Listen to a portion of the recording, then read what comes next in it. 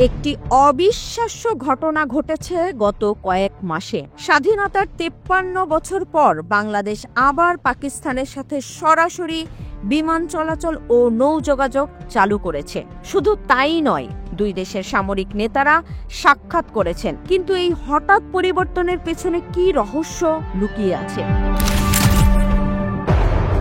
প্রথমেই দেখুন কতটা বড় পরিবর্তন এটা। 1971 সালে যে পাকিস্তান বাংলাদেশে গণহত্যা চালিয়েছিল, আজ সেই পাকিস্তানের সাথে বাংলাদেশ নতুন অধ্যায় শুরু করছে। হাসিনা সরকারের আমলে এমনটা ভাবাই যেত না, কিন্তু হাসিনার পতনের পর মাত্র 10 মাসে এত বড় পরিবর্তন কেন?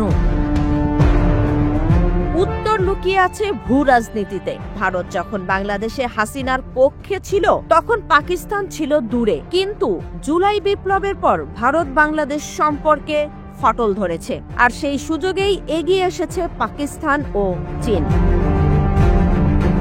এবার দেখুন চীনের কৌশল। বাংলাদেশে যারা জুলাই বিপ্লবে আহত হয়েছেন, তাদের জন্য চীন রোবোটিক ফিজিওথেরাপি সুবিধা সহ পুনর্বাসন কেন্দ্র স্থাপন করছে।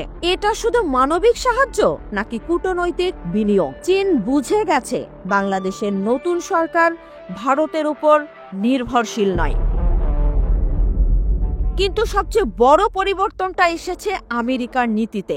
ট্রাম্প সাহেব বলেছেন, বাংলাদেশের বিষয়ে আমি মোদিজির উপর ছেড়ে দিব। এর মানে কি? আমেরিকা আর বাংলাদেশের গণতন্ত্র নিয়ে মাথা ঘামাবে না, ভারতকেই দিয়ে কাজ চালাবে। এই সুযোগেই নতুন জোট গড়ছে বাংলাদেশ। পাকিস্তান, চীন, বাংলাদেশ, এই ত্রিভুজ কি আঞ্চলিক শক্তির ভারসাম্য পাল্টে দেবে?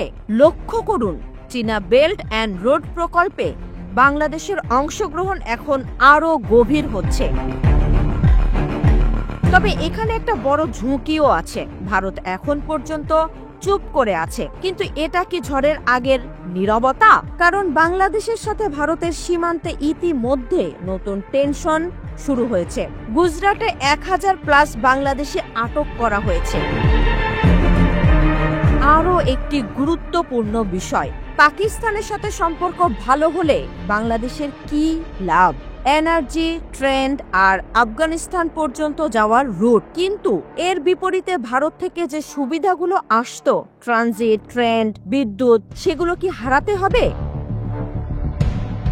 এদিকে অন্তর্বর্তী সরকারের একটা কৌশলগত সিদ্ধান্ত লক্ষ্য করুন। তারা কোনো দেশের সাথেই শত্রুতা করছে না, কিন্তু নির্ভরশীলতা কমাচ্ছে।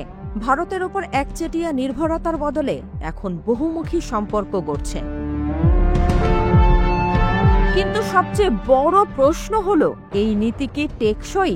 পাকিস্তানের সাথে সম্পর্ক ভালো করলে ভারত কি পাল্টা ব্যবস্থা নেবে? চীনের সাথে ঘনিষ্ঠতা বাড়ালে আমেরিকা কি চাপ দেবে? আর সবচেয়ে গুরুত্বপূর্ণ, নতুন সরকার ক্ষমতায় এলে এই নীতি কি বহাল থাকবে? তাহলে জুন 2025-এর হিসেব দাঁড়াচ্ছে এমন, বাংলাদেশ নিজের ভৌগোলিক অবস্থানের সুযোগ নিয়ে নতুন খেলা শুরু করেছে। ভারত, পাকিস্তান, চীন, আমেরিকা সবার সাথেই ভারসাম্য রেখে চলার চেষ্টা। এটা একদিকে বুদ্ধিমানের কাজ, অন্যদিকে ঝুঁকিপূর্ণ। কারণ বৃহৎ শক্তিগুলো চায় না ছোট দেশগুলো খুব বেশি স্বাধীন হোক। আগামী এপ্রিলের নির্বাচনের পর নতুন সরকার কোন পথ নেবে, সেটাই ঠিক করবে বাংলাদেশের ভৌগোলিক ভবিষ্যৎ।